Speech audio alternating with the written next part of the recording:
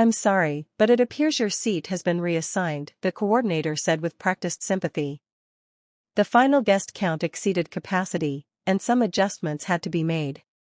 My hand instinctively moved to the 8-inch scar on my abdomen, the permanent reminder of the kidney I'd given my brother 3 years ago. The kidney that was, at this very moment, filtering blood inside the groom who apparently couldn't save me a seat at his wedding. There must be some mistake, I said, my voice barely steady. I'm the groom's sister. I'm the reason he's even alive to get married today. The coordinator's eyes flickered with genuine discomfort. Yes, I understand your relationship. However, the final decisions came directly from the couple and Vanessa's parents. My phone buzzed. A text from Ryan. Meg, I just heard about the seating issue. Vanessa's family had some last-minute additions. Can we catch up next week instead? Really sorry about this. Not I'll fix this immediately. Not this is unacceptable. Just sorry about this. As if he hadn't promised me, while squeezing my hand in that hospital room, that he'd do anything for me in a heartbeat. Turns out, he wouldn't even save me a chair. The side door opened, and there stood Vanessa's mother, draped in designer silk, pearls gleaming against her throat. Megan, she said with a tight smile, I'm sorry about the confusion. We had to prioritize some of Vanessa's father's business associates who confirmed at the last minute. I'm sure you understand, these connections are important for Ryan's future. More important than the sister who gave him a kidney. More important than the person without whom there would be no future to plan. Does Ryan know I'm being turned away? I asked directly. Her smile hardened. Ryan understands the importance of making the right impressions in his new life. Some elements of his past aren't compatible with the image the family needs to maintain. Elements of his past. Like me. My name is Megan Winters. At 31, I was living a life I never expected in Portland, teaching high school English, sharing an apartment with 2 roommates, and rebuilding my medical credit after what happened with my brother, Ryan. This isn't a story about money. It's about something you can't put a price on: family, sacrifice, and what happens when someone carries a piece of you inside them but can't make space for you at their table. Growing up in Tacoma, Ryan and I were inseparable despite our 4-year age gap. Our parents both worked long hours, Dad at the shipping yard, Mom as a nurse, so we relied on each other from an early age. Maggie, 6-year-old Ryan would call, racing into my room with his latest treasure, a weird rock, a robot drawing, a bug in a jar. Look what I found. I'd always make time for his discoveries, just as he made time for my endless stories and amateur plays where he'd reluctantly play every male character. You're the best sister ever, he'd say, hugging me fiercely after I defended him from neighborhood bullies when he was 8. That's because you're the best brother, I'd reply, our sibling motto that carried us through childhood. When I was diagnosed with type 1 diabetes at 12, everything changed. I still remember Ryan's face as he watched nurses teach me how to test my blood sugar and inject insulin. Does it hurt? He asked when we got home, staring at my new medical supplies with worried eyes. A little, I admitted. But I'll get used to it. The next morning, I found him in the kitchen at dawn, surrounded by orange peels and research printouts. What are you doing? I asked, rubbing sleep from my eyes. Learning about diabetes, he said seriously. Did you know oranges have a low glycemic index? And I practiced giving shots to this orange so I can help if you need me to. He was 10 years old. 2 years later, when Ryan was diagnosed with dyslexia, I returned the favor. Every night after dinner, we'd sit at the kitchen table with his school books. I'm stupid, he muttered one evening, throwing his pencil after struggling with a reading assignment. No, you're not, I said firmly. Your brain just works differently. I created colorful index cards, invented memory games, and recorded myself reading his textbook so he could listen while following along. His grades improved, and so did his confidence. We're even now, he joked when he made honor roll in 9th grade. We don't keep score, I reminded him.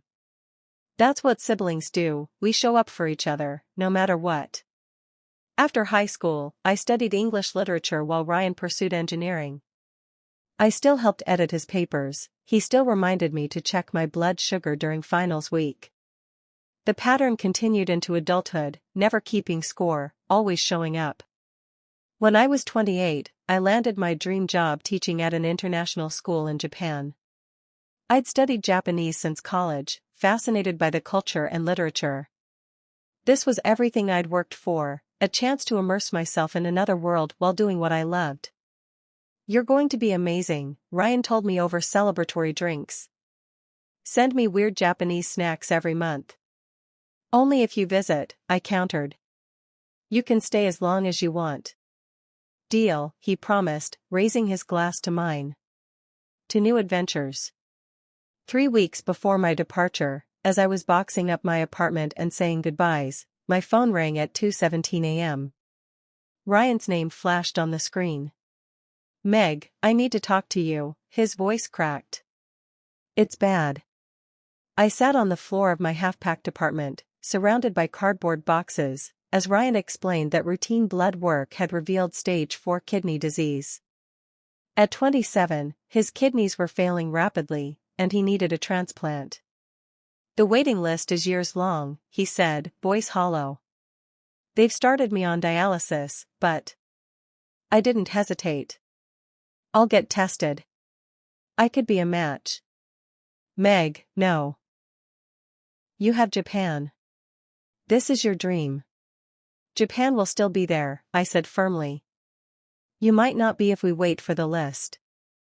2 days later, I was in a hospital being tested for compatibility. The transplant coordinator called a week after that. Ms. Winters, this is unusual, she began. You and your brother are what we call unusually compatible. The match is nearly perfect. I postponed Japan indefinitely, sublet my apartment, and moved back to our parents' house in Tacoma. For 6 months, I lived there, helping Ryan through dialysis 3 times a week while we prepared for the transplant. I researched everything about kidney donation, followed the strict pre-surgery protocols, and tried not to think about the classroom in Kyoto that would be filled by someone else. The day before surgery, I sat with Ryan in his hospital room. He looked thin and gray, his once vibrant energy dimmed by disease. You know you don't have to do this, he said, squeezing my hand. There's still the waiting list. The waiting list is years long, I reminded him. Besides, what's one kidney between siblings? You'd do the same for me. In a heartbeat, he promised, tears in his eyes. I'll spend the rest of my life making this up to you. We don't keep score, remember? I said, echoing our childhood mantra. Even so, he insisted. I'll never forget this, Meg. Never. I woke from surgery to news that Ryan's body had accepted my kidney immediately. The doctors called it textbook perfect. My recovery, however, was harder than anticipated. Complications led to 3 additional surgeries and weeks in the hospital. My medical bills mounted despite insurance, and Japan officially filled my teaching position. None of that mattered because Ryan was thriving. Within months, he returned to his engineering job. When I finally moved into a small Portland apartment with 2 roommates, all I could afford with my medical debt, he drove down every other weekend to help me settle in. I wish I could help more with the bills, he said one evening as we assembled a second-hand bookshelf. You're alive, I replied simply. That's all that matters. A year after the transplant, Ryan called with excitement in his voice. Meg, I met someone. Her name is Vanessa.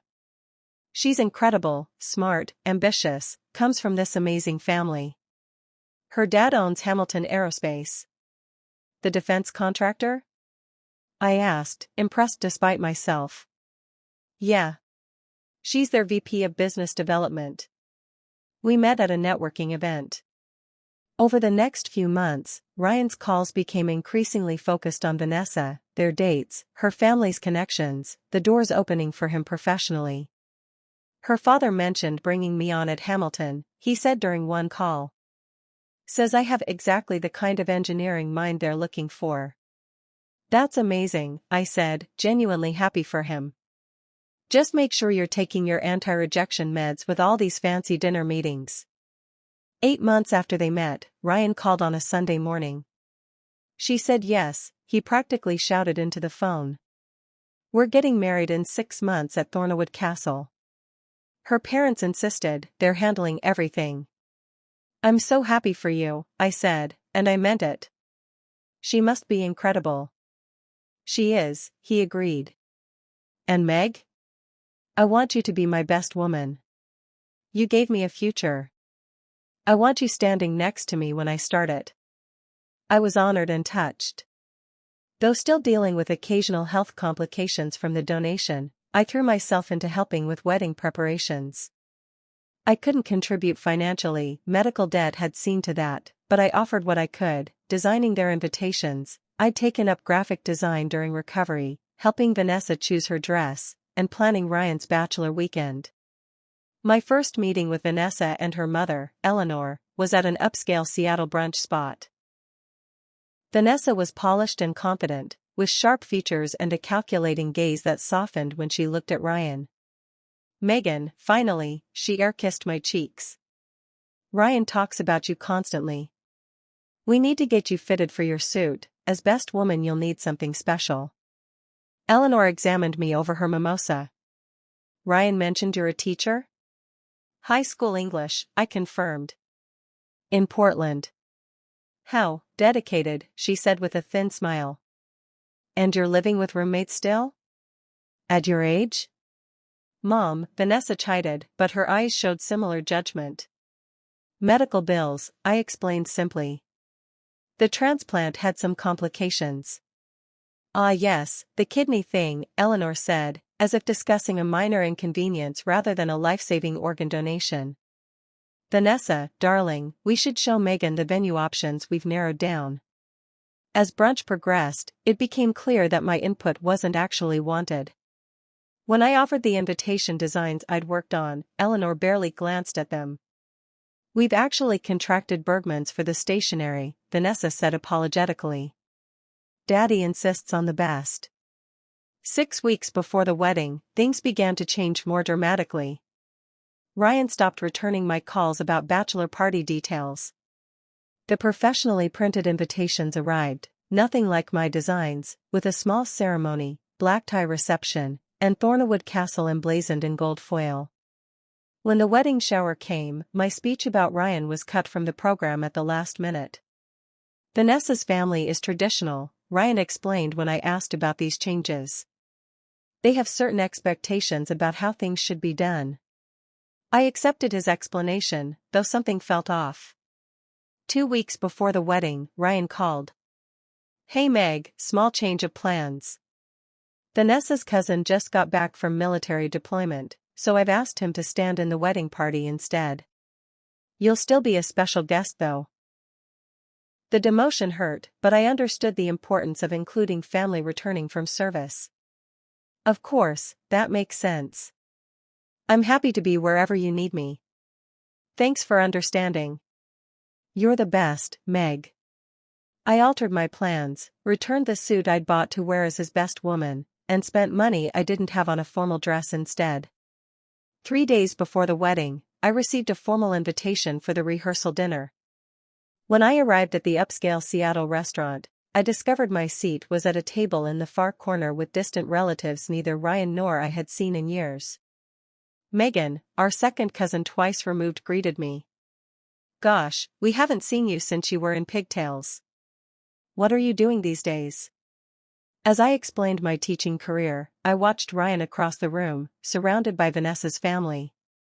Throughout the evening, Eleanor introduced Ryan to guests as our only son now, while her father emphasized how Ryan's new job at Hamilton Aerospace would finally give him the stability he needs. I heard about your health troubles, an elderly aunt said, patting my hand. So brave of you to donate a kidney. Family is everything, isn't it? Yes, I said quietly, watching Ryan laugh with his soon-to-be father-in-law. It's supposed to be. After dinner, I tried to speak with Ryan, but Eleanor intercepted me. Megan, dear, Ryan is busy with Vanessa's family friends right now. Perhaps you can catch up at the wedding. I nodded, swallowing my hurt. Of course. I wouldn't want to interrupt. As I left, I overheard Eleanor speaking to another elegantly dressed woman. The sister is a bit provincial. Teaching high school, if you can imagine. But Ryan has moved beyond all that now. The morning of the wedding arrived. I'd taken extra precautions with my health, carefully managing my diabetes, taking my anti-rejection medications on schedule, and ensuring I was well rested to avoid complications. The ceremony was at 2:00 p.m. at Thornawood Castle, an hour's drive from Tacoma. I arrived early, excited despite everything. Whatever tensions existed with Vanessa's family, this was still my brother's wedding, my brother who now carried my kidney in his body. And that's when it happened, the moment that would change everything between us forever. The coordinator checked names against an iPad. Megan Winters, I said confidently.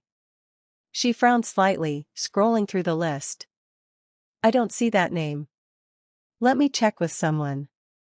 And as I stood there, my hand unconsciously tracing the scar beneath my dress, I had no idea that being turned away from this wedding would be the beginning, not the end, of our story. Because some debts can't be repaid with apologies. Some betrayals require a different kind of reckoning altogether. As the coordinator walked away to consult with another staff member, Vanessa's mother appeared, impeccably dressed in designer clothes that probably cost more than my monthly rent. Megan, she said with rehearsed concern, I'm sorry about the confusion. We had to prioritize some of Vanessa's father's business associates who confirmed at the last minute. I'm sure you understand, these connections are important for Ryan's future.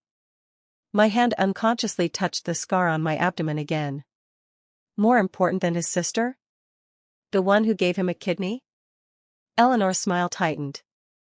Ryan understands the importance of making the right impressions in his new life. Some elements of his past aren't compatible with the image the family needs to maintain. Elements of his past. Like chronic illness. Like organ donation. Like a sister who worked as a teacher instead of in their corporate world. Does Ryan know I'm being turned away? I asked directly.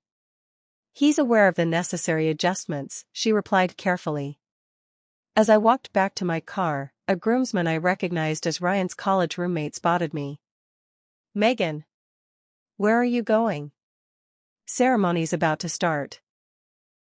Apparently my seat was given away, I said, trying to keep my voice steady. His face registered confusion, then shock. That's impossible. You're his sister, you literally saved his life. Not according to the new narrative. He pulled out his phone. I'm calling Ryan right now. This is insane. Don't, I said. He already knows. He texted me. I showed him Ryan's message. Meg, I just heard about the seating issue. Vanessa's family had some last-minute additions. Can we catch up next week instead? Really sorry about this. The groomsman's expression shifted from shock to disgust. After what you did for him? After everything you gave up? Apparently I'm not compatible with his new image, I said, the words bitter in my mouth. In that moment, standing in the parking lot of a castle where my brother was marrying into a family that saw me as an inconvenient element of his past, I realized something profound. The kidney wasn't the only thing I had given Ryan. I had also given him the power to break my heart in a way no one else could. I drove home in silence, the scar on my abdomen aching in a way it hadn't in years. Back in my apartment, I collapsed on the floor, surrounded by the remnants of our shared history, photos, birthday cards, the hand-bound collection of our parents' love letters I'd spent months compiling as a wedding gift. My roommate, Jessie, found me there hours later. Megan? What happened? Aren't you supposed to be at the wedding? I was uninvited, I said, my voice hollow. At the door. They gave my seat away. What? Wait, your brother did this? The one with your kidney? I nodded, too exhausted to explain further. That absolute piece of shit, she said with such vehemence that I almost laughed despite everything. What are you going to do? I don't know, I said honestly. What can you do when someone carries a piece of you inside them but couldn't make space for you at their table? 3 days later, Ryan called. Meg, I'm so sorry about what happened. Vanessa's parents made some last-minute changes, and things got chaotic. I should have handled it better. Is that really what happened? I asked quietly. A long pause. What do you mean? Your new mother-in-law told me I wasn't compatible with the image of your new life. Another pause. She shouldn't have said that. She doesn't speak for me. But you let her speak for you. You let her turn me away. It's complicated, Meg. Vanessa's family has connections that are important for our future. Sometimes you have to make compromises. I compromised my health for you, I interrupted. I gave up Japan for you. I gave you my kidney. And you couldn't even save me a seat at your wedding. The silence that followed said everything. Finally, he spoke again, his voice smaller. What do you want me to say? Nothing, I replied. There's nothing to say. My kidney is in your body, but I'm not in your life. That's the choice you made. After hanging up, I sat on my apartment floor surrounded by photos of Ryan and me throughout our lives, birthdays, graduations, hospital rooms. I gathered them all into a box, along with the hand-bound book of our parents' love letters that was supposed to be his wedding gift. The next day, I applied for teaching positions in Japan again. When the offer came from Kyoto International Academy 3 weeks later, I accepted immediately. The salary was better than I'd expected, with housing assistance and comprehensive health insurance that would cover my ongoing medical needs. Ryan texted when he heard the news, Japan? Really? What about your follow-up care? What about family? I didn't respond immediately. When I did, I sent just one line: some elements of my past aren't compatible with the future I'm building. 6 months later, I was teaching English in Kyoto, living in a small but beautiful apartment overlooking a temple garden. My health was stable, monitored by excellent doctors. I'd made friends who knew nothing about kidneys or weddings, or brothers who decide you're not important enough to attend their special day. Ryan still sent messages occasionally. Updates about his life, questions about Japan, attempts at normalcy. I responded politely but briefly. What else can you do when someone carries a piece of you inside them but couldn't make space for you at their table? Then, almost a year after I moved to Japan, I received an email that changed everything. Dear Ms. Winters. My name is Tomiko Tanaka from the Japan America Business Council. We're organizing a major technology summit in Kyoto next month featuring leading American aerospace companies including Hamilton Aerospace. As you're an American teaching at Kyoto International Academy, we wondered if you might be interested in serving as a cultural liaison for some of our American guests. I stared at the screen, my heart racing. Hamilton Aerospace, Vanessa's family company. The company Ryan now worked for. They were coming to Kyoto. I opened my browser and checked Hamilton's website. There it was on the press page: Hamilton Aerospace expands Asian partnerships with major Japanese technology summit. The article mentioned that CEO Richard Hamilton would attend, along with his daughter Vanessa Hamilton and her husband, Ryan Winters, recently promoted to Director of Engineering Innovation. My first instinct was to decline the invitation. The last thing I wanted was to see Ryan and Vanessa in my new life, my sanctuary. But then I remembered standing outside that castle, being told I wasn't important enough for a seat. Being erased from my brother's narrative after giving him the ultimate gift. Sometimes, the most powerful revenge isn't about hurting someone. It's about reclaiming your own story. I accepted the position. Over the next month, I worked closely with the Japanese organizers, learning that the summit was crucial for Hamilton Aerospace. They were competing against 2 other American companies for a 20 billion yen contract with Japan's leading technology consortium. Richard Hamilton was betting everything on this deal, and Ryan's engineering innovations were a central part of their pitch. I also discovered that several Japanese executives placed enormous value on family loyalty and personal character, values that transcended business acumen in their decision-making process. The night before the summit's opening reception, I sat in my apartment finalizing my plan. This wasn't about revenge, I told myself. It was about truth. About refusing to be erased. The reception was held at Kyoto's most prestigious hotel. As a cultural liaison, I arrived early to help with final preparations. I wore a simple but elegant black dress, professional, understated, with my translator badge prominently displayed. At 7:30 p.m., the American delegation arrived. I positioned myself near the entrance, clipboard in hand, seemingly absorbed in checking names. Richard Hamilton entered first, followed by Vanessa and then Ryan. When Ryan saw me, he froze mid-step, causing Vanessa to bump into him. "Ryan, what?" she began, then followed his gaze to me. Her eyes widened in recognition. "Good evening," I said in Japanese, bowing slightly. "Welcome to Kyoto." Then, switching to English, "Mr. Hamilton, Mrs. Hamilton, Mr. Winters. I'm Megan Winters, your cultural liaison for the summit." Richard looked between Ryan and me. "Winters? Any relation?" Before Ryan could answer, I smiled. "Yes, Ryan is my brother." "You never mentioned your sister lived in Japan," Richard said to Ryan, confusion evident. "It never came up," Ryan stammered. "What a fortunate coincidence," I said smoothly. "I'm looking forward to introducing you to our hosts." Throughout the evening, I performed my duties perfectly, introducing the Hamiltons and Ryan to key Japanese executives. I watched Ryan grow increasingly nervous as I charmed the very business partners he needed to impress. "Winters-san," said Takahashi-san, the consortium's lead decision-maker, "how long have you been in Kyoto?" "Just over a year," I replied in Japanese. After my medical recovery, I decided to pursue my original dream of teaching here. "Medical recovery?" he asked with concern. "Yes," I said, switching to English so Ryan and the Hamiltons could understand. 3 years ago, I donated a kidney to my brother when he was facing kidney failure. There were some complications, but I'm fully recovered now."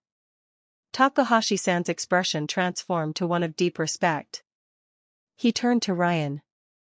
"Your sister gave you her kidney? Such family devotion is remarkable." Ryan swallowed hard. "Yes, she did. Megan has always been selfless. In Japan, such sacrifice would be honored eternally," Takahashi-san continued. "Family obligation is sacred to us." Eleanor Hamilton stepped in smoothly. "We all value family greatly. In fact, we consider Ryan our son now." "Indeed?" Takahashi-san raised an eyebrow. "Then you must be very proud of both your children and their bond." As the evening progressed, I noticed several Japanese executives speaking with Ryan, clearly asking about me. His discomfort was visible. Vanessa looked increasingly agitated, while Richard kept casting worried glances at the interactions. Near the end of the reception, Takahashi-san requested that everyone gather for a toast. As the guest of honor, he spoke first about the importance of partnership, integrity, and family values in business. Then, to my surprise, he turned to me. "Winters-san, would you honor us with a few words about American family values? Your perspective as both an American and someone who has embraced Japanese culture would be valuable." The room fell silent. Across the crowd, I met Ryan's panicked eyes. I stepped forward, glass in hand. "In America, as in Japan, we believe that family means showing up for each other when it matters most. 3 years ago, when my brother's kidneys were failing, I didn't hesitate to give him one of mine. I postponed my dream of coming to Japan, underwent surgery, and supported him through recovery, because that's what family does, we sacrifice for each other." The room was utterly silent. I believed then what I believe now, that true family never abandons each other, even when more advantageous connections come along. I raised my glass. To partnerships built on genuine loyalty and respect, not convenience. The Japanese executives nodded approvingly, raising their glasses. The Hamilton family stood frozen, their expressions a mixture of shock and dawning horror as they realized what was happening. After the toast, Takahashi-san approached Ryan directly. "Winter-san, your sister's sacrifice was profound. In our culture, such a debt could never be repaid. I am curious, how did your family honor her gift?" Ryan's face paled. I'm sure Ryan has expressed his gratitude appropriately," Richard Hamilton interjected. Takahashi-san looked between them, his expression unreadable. "I see. Interesting cultural differences, perhaps." He bowed slightly and moved away. The following morning, the summit began in earnest. I performed my duties flawlessly, but I could feel the shift in dynamics. The Japanese executives treated me with notable deference while maintaining professional but cooler interactions with the Hamilton team. On the third day, Richard Hamilton cornered me during a coffee break. "What's your game here?" he demanded, voice low. "What do you want?" "Money?" "I don't want anything, Mr. Hamilton," I replied calmly. "I'm simply doing the job I was hired to do." "You're sabotaging us. These Japanese executives keep asking about you, about Ryan's debt to you." "I've only told the truth. If the truth is damaging to you, that's not my responsibility." His face hardened. "You have no idea what you're interfering with. This deal is worth billions." "And I was worth a seat at the wedding," I replied.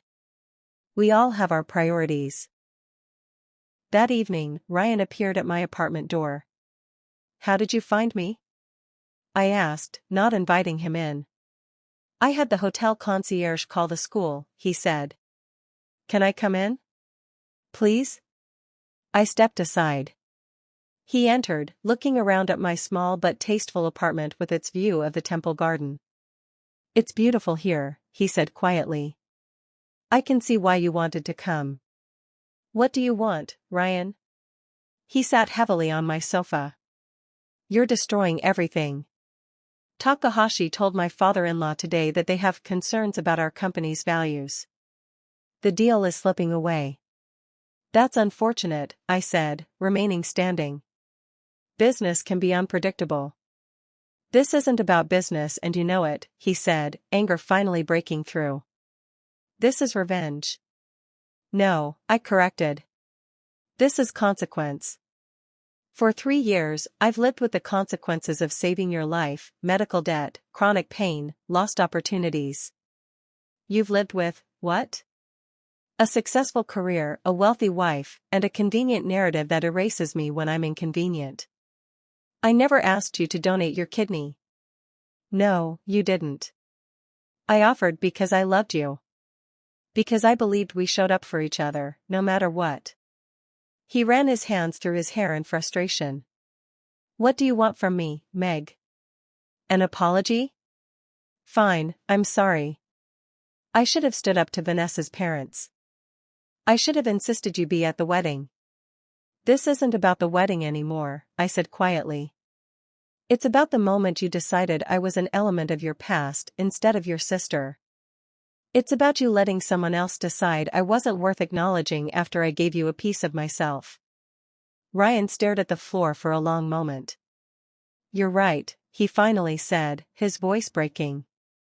"I betrayed you. I was so caught up in the Hamilton world, the money, the connections, the status, that I lost sight of what matters." "My kidney is still inside you," I said. "Cleaning your blood. Keeping you alive.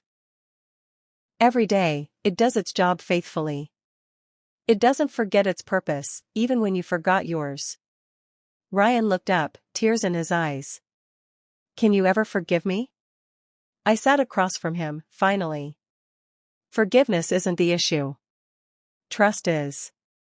You made a choice that showed me exactly how much, or how little, I matter to you. I can't unlearn that knowledge." "So that's it? You destroy my career, my marriage, and walk away?" "I didn't destroy anything, Ryan. I simply stopped hiding the truth.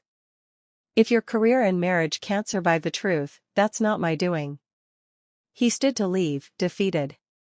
At the door, he turned back. Do you know what the worst part is? I actually convinced myself I was protecting you. That keeping you separate from the Hamiltons was for your own good, because you wouldn't fit in their world. And now? Now I'm not sure I fit in their world either, he said quietly. Or if I want to. After Ryan left, I sat by my window, watching the temple lights flicker through the maple leaves. I felt no triumph, no vindication, only a strange, sad peace. Sometimes justice isn't about making others suffer, it's about refusing to suffer in silence any longer. The next day, Japanese news reported that the Technology Consortium had awarded their contract to Hamilton's competitor. The summit ended abruptly, with the Hamilton delegation departing a day early. 2 months later, I received a letter from Ryan, an actual handwritten letter, not a text or email. He and Vanessa had separated. He'd left Hamilton Aerospace and taken a position with a smaller engineering firm. He was in therapy, trying to understand the choices he'd made. I don't expect your forgiveness, he wrote. But I want you to know that I finally understand what you tried to teach me all those years ago. We show up for the people we love, even when it's difficult. Especially when it's difficult. I failed that test, but I'm trying to learn from it. I didn't write back immediately. Some wounds take time to heal, and some betrayals leave permanent scars, like the one on my abdomen that I no longer hide but wear as a reminder of both my strength and my vulnerability. 6 months later, I met Kenji, a literature professor at Kyoto University. On our third date, he noticed my scar while we were hiking. Surgery? He asked gently. I donated a kidney to my brother, I said. That's incredible, he replied. He must be very grateful. I smiled sadly. It's complicated. Family usually is, Kenji said. But a gift that profound, that's rare. The gift wasn't the problem, I told him. It was expecting equal value in return. Kenji considered this. Perhaps the lesson isn't that you shouldn't give, but that you should give without expectation, while also not accepting disrespect in return. I looked at him, struck by the wisdom in his words. That's exactly it. A year after the summit incident, I received another letter from Ryan. He'd started a support group for organ donors and recipients, focusing on the emotional complexities of their relationships. He asked if I'd be willing to speak to the group via video call sometime, not to reconcile, but to help others understand the donor's perspective. I agreed. Not for Ryan, but for those who might find themselves where I had been, giving a piece of themselves and wondering what they were owed in return. The truth is, we're owed nothing for our gifts.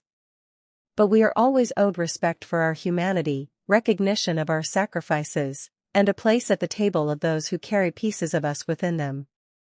If you've ever given someone a crucial piece of yourself, whether literally or figuratively, only to discover they wouldn't even save you a seat at their table, know this: what you gave was still a gift, even if the recipient proved unworthy. Your generosity says everything about you and nothing about them. And sometimes, the most powerful act isn't giving more, it's standing in your truth and refusing to be erased from the story of your own sacrifice. The seat that was given away wasn't just a chair at a wedding. It was my place in my brother's life, a place I had earned through the most profound sacrifice possible, but that could be casually reassigned when something more advantageous came along. I don't regret giving Ryan my kidney. I regret only that it took losing my seat at his wedding to find my place in the world, and to learn that while we can give pieces of ourselves to others, we must never give away our dignity. That, I discovered, is something no one can take unless we let them, and no one should ever have to earn. If this story touched something in you, don't be like Ryan, don't just walk away when someone's given you something valuable. Hit that subscribe button right now as a promise that you won't forget those who sacrifice for you. Smash that like button to acknowledge what you've just received, because even this small gesture is more than Megan got at that wedding. And if you truly understand what it feels like to be erased when you're no longer convenient, Share this video with everyone you know. Or will you too give away someone's seat at your table by scrolling past without a second thought? Your silence now is just another empty chair at someone's wedding. Subscribe. Like. Share. It's the least you can do after what you've just taken from us.